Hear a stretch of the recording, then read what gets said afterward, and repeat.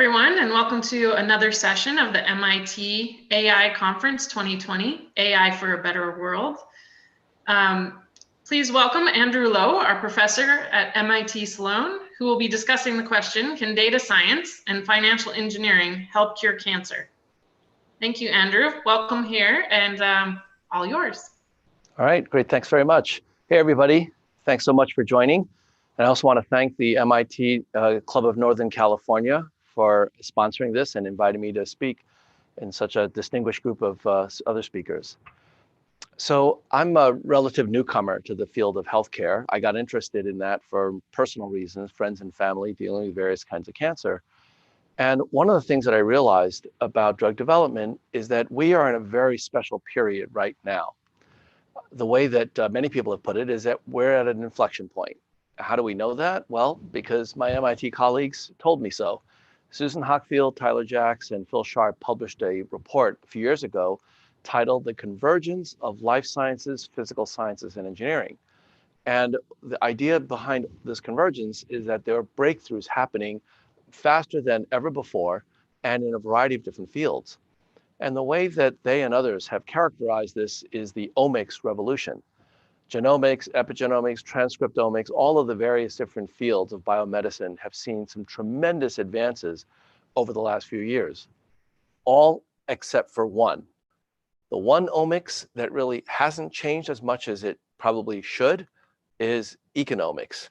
The idea that we actually have to pay for all of this stuff, and the business models that we're using are still very much the same as they were 10 and 20 years ago. But even that's changing. And that's what I want to talk about. It turns out that the main characteristic about drug development that poses a real challenge for investors and other stakeholders is risk. And I want to just illustrate to you very quickly how risky it is to develop a single drug. So imagine an investment that costs $200 million. It will take 10 years before you see any kind of rate of return. And the probability that you'll see any money out of this is 5%. How many of you here would be willing to take on such an investment? Now, every once in a while, I'll have a student who raises her hand and says, well, Professor Lo, you didn't tell us, what do we get in that 5% chance that we do succeed? Because most people look at this and say, $200 million, 10 years, 5% chance of success, no thank you, not interested. Well, it turns out that these are the back of the envelope numbers for what it takes to develop a single anti-cancer drug. And in the unlikely event that you are successful in that 5% chance, 1 out of 20, as the EARN illustrates, it turns out that a cancer drug is worth about $12.3 billion upon approval. Roughly, that's $2 billion a year in earnings from years 11 to 20, which is how long the patent life usually lasts. The first 10 years is clinical development. And so you get another 10 years of that $2 billion a year. And that amortizes to about $12.3 billion in year 10. So now that I've told you what you get, how many of you would be interested? I suspect still a pretty small number. And it's because although the rate of return is reasonably attractive, 12% compound growth over the first 10 years, the volatility is extraordinary, 423.5%. By way of background, the volatility of the S&P using the VIX as an indicator as of a few days ago is about 30%. So this is way too much risk that typical investors can possibly take on. So what's the solution? Well, it turns out that financial engineering can actually play a useful role. This idea of multiple shots on goal, if you took 150 of them and you put them into a portfolio, well, it turns out that actually the rate of return looks pretty good. In 150 shots on goal, each with a 5% probability of success, and if they're independent, it turns out that the likelihood of getting at least 3 successes is about 98%. Now, of course, it does take a lot of money to do this. What's 200 million times 150? That's $30 billion, and that's a big number to come up with. Does it really require $30 billion? And the answer is not always.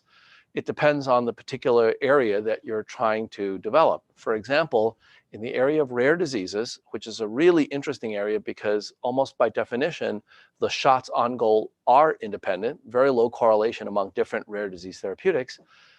It turns out that you don't need 30 billion, maybe a few hundred million will do. And the proof of concept is a company that was founded a few years ago by an MIT alum, Neil Kumar. I'm very proud of the fact that Neil took my finance class when he was at MIT. And BridgeBio Pharma is the company that he created. And today, 4.5 years after he started the company, it's worth about $3.5 billion. I urge you to take a look at the website and see the little video clip. I have a small cameo appearance there. I'm very proud to be one of the early investors of this remarkable company. So there's a lot that financial engineering can do, but I want to be a little bit more ambitious today.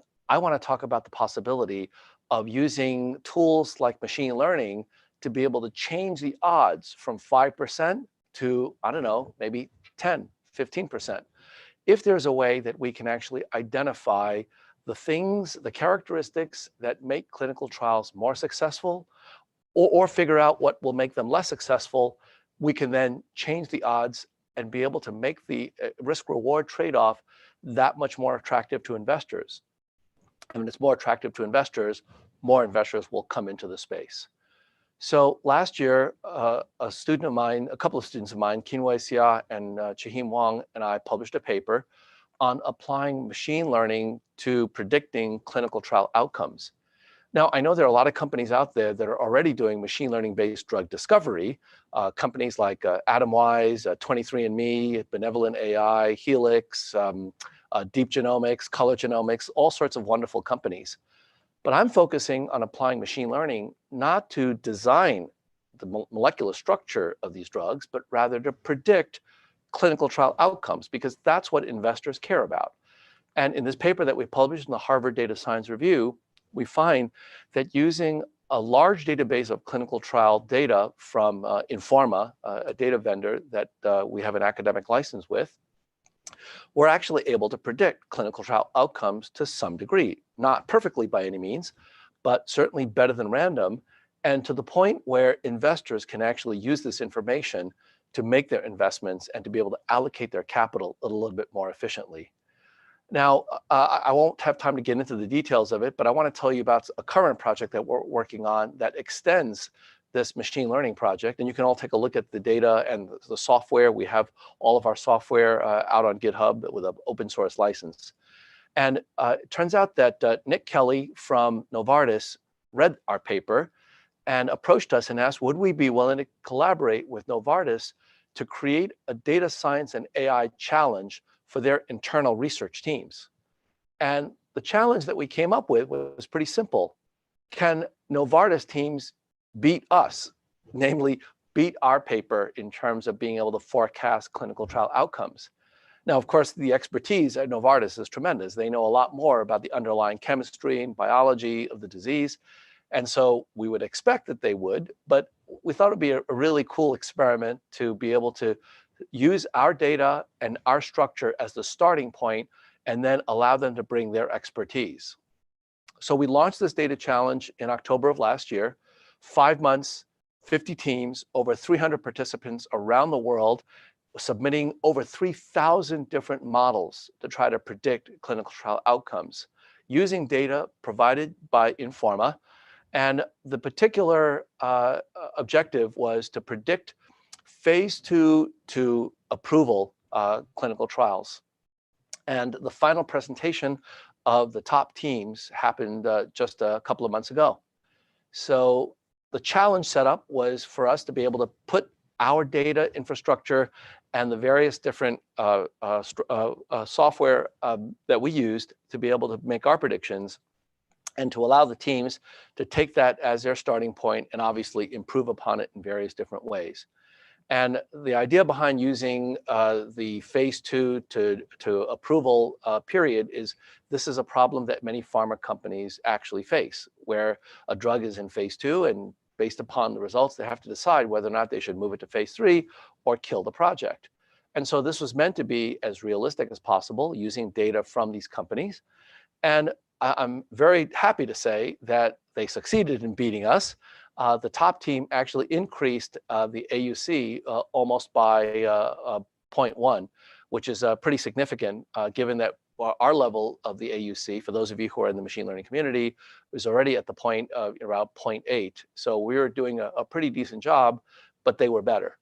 And part of the reason they were better is that they brought in tremendous domain-specific knowledge in addition to the data science elements. And so a couple of outcomes from this project is that they validated a number of the findings that we came up with in our paper, but they also came up with a number of new features, important features that could actually help investors do a better job of allocating capital. We're now in the process of preparing a research paper that will be published. The findings will be put out there for everybody to take a look at, and it'll be co-authored with Nick Kelly as well as all of the participants of the top two teams. And our hope is that this will actually encourage more people to get into the space and to be able to take these ideas and use them. So let me conclude by saying that we've had a war on cancer since 1971. And since I'm not a biomedical expert by any means, I'm not qualified to tell you whether we're winning or losing the war against cancer. But I can tell you as an economist that war is probably the wrong metaphor, because war is based upon hate and fear, and we can't live in that state for any length of time. A human will die if constantly exposed to hate and fear. Greed, on the other hand, is very sustainable. And so what I want to propose is, in addition to declaring war on cancer, maybe we also put a bounty on it. We use the financial system, we use data science and financial engineering to be able to do well by doing good, because finance does not have to be a zero-sum game if we don't let it. And if we all work together, I think we can actually do this now. So let me stop here. Thank you very much for your time, and would love to take any questions from those that are online, and turn it back to Fadi. Hi, Andrew. Thank you for that. I love that last piece about focusing away from war and more towards greed. Thank you for that. We don't have any questions at this time, so if there's anything else you'd like to discuss, go ahead. Oh, actually, one just popped up. So a big shout out to Professor Lowe for his edX courses on science and finance of biotech, which they're thoroughly enjoying. So that was from Jan. I really appreciate that. And by the way, that course is joint with Harvey Lodish, an amazing story that if you take the course, you'll find out about it. But it's free, and so we'd love to have more and more people learn about the science and business of biotech, and help deal with many of the diseases that currently don't have any therapies. Awesome, thank you. Another question popped up from Anonymous. Data on rare disease is rare and distributed in closed silos. Thoughts on how rare disease therapeutics developments, do you have any thoughts on that, given that it is in silos? Yeah, so that's a really good point. First of all, let me mention that for those who are not familiar with rare diseases, I think you probably all know about certain rare diseases like hemophilia or Duchenne muscular dystrophy, ALS, Lou Gehrig's disease. By definition, a rare disease is a disease that affects 200,000 patients or less. That was defined in a piece of legislation that was passed by Congress in 1983, the Orphan Drug Act. And it doesn't sound like rare diseases should be all that interesting or important until you realize that there are over 7,000 of them, and 30 million Americans suffer from one rare disease or another right now. So that's more than the number of people that have cancer. So this is a really big problem, even though it is siloed into these very, very small segments. One way to deal with that is to, first of all, use patients as a source of power in being able to get action. Specifically, patient advocacy groups. There are many of them for each disease. I'm currently working on one with a former student of mine whose son has Pitt-Hopkins syndrome. It turns out that there's a Pitt-Hopkins Research Foundation run by parents and with amazing energy and commitment to being able to gather data among the various different patients, to be able to raise money to provide research dollars so that scientists can actually figure out what the underlying biology is. And eventually, once we understand enough about the science, that can get transferred over to the private sector where we can raise a fair amount of money to be able to make an investment. And as Neil Kumar from BridgeBio will tell you, investors did very well with BridgeBio Pharma, but most importantly, Bridge now has 21 projects in its portfolio, of which 3 are in phase 3 trials, which is remarkable for a company that's about 5 years old. So I think that the way that you can actually break down those silos, or at least be able to energize them, is to be able to engage parents and other patients involved, and to be able to bring those together with the private sector, with investors, so that they can actually turn this into a win-win for investors, for patients, for scientists, operators, entrepreneurs. Everybody wins. Yeah, great points. Thank you. Another question from Anonymous: would game theory be a good basis to examine this problem, given the competitive interests? That's a really good point. There is a certain amount of strategic interaction among the larger companies. The smaller ones are actually too small to really affect the landscape of market dynamics. However, what we've seen over the course of the last maybe 10 years is that more and more of the blockbuster drugs are actually being developed, not just by big pharma, but really by smaller biotech companies, and even in some cases by academic medicine. So I would say that game theory is important. There are a lot of strategic interactions, but I would say that maybe it's even simpler to focus on motivation on the part of investors. That, to me, right now is the biggest challenge: getting money into the early stages of drug discovery, what people usually call the valley of death. But certainly at the bigger levels of drug development, the big pharma level, you have a smaller number of players, and their interactions can be very important. So understanding the strategic component of the biopharma industry is critical. Great, thank you. Scott Morrison asks, to what extent can the additional learnings from Novartis be built back into the LSW models? Well, so one of the things that we learned from that Novartis challenge is that there's a lot of important expertise distributed across any ecosystem, and you need to figure out how to extract that expertise. So Qinwei Xia, Chihim Wang, and I are not experts by any means in biomedicine. We were very fortunate in getting Informa to allow us to use their data. So we mined their data, something like 175,000 different clinical trial events across 16,000 compounds and about 6,000 different trial sponsors. So as with many data science experiments, the key is having a large amount of data and being able to identify patterns. What the Novartis challenge taught us is that if you couple that with deep scientific expertise, amazing things can happen. And I'm not privy to the internal data that Novartis used, but when combined with the commercial data that was available, it came up with some really substantial insights. And so I wouldn't be surprised if over the course of the next few months or years, you're going to see those techniques turn into real drugs. We've already had a number of bioinformatics companies identify drug candidates using AI techniques. So I think that what we're hoping to do with that research is to allow other companies to figure out ways to collaborate with academia, often called pre-competitive, but I'm even thinking that during the competitive process, there are ways that we can share information without giving up our proprietary intellectual property. So for us, the lesson is that this is just the beginning. We're just in the first innings of applying data science more broadly to drug development and clinical trial outcome prediction.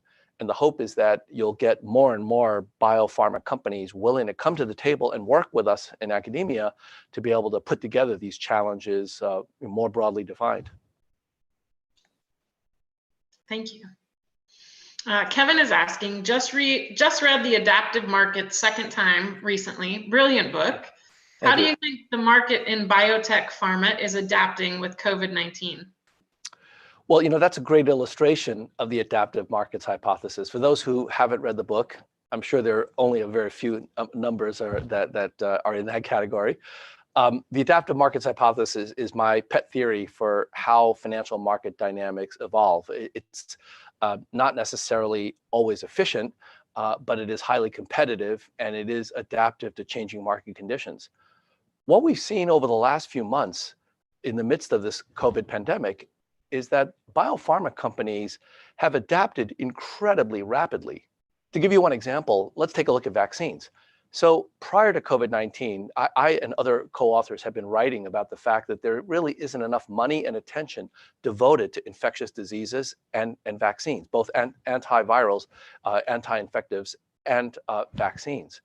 And for years now, a number of big pharma companies have been getting out of the vaccine space simply because the economic returns are just not there. And part of the reason they're not there is that people don't want to pay for vaccines in the same way that they don't really like paying for insurance. Why pay for something that you don't need right now? Whereas if you've got cancer, you definitely need it.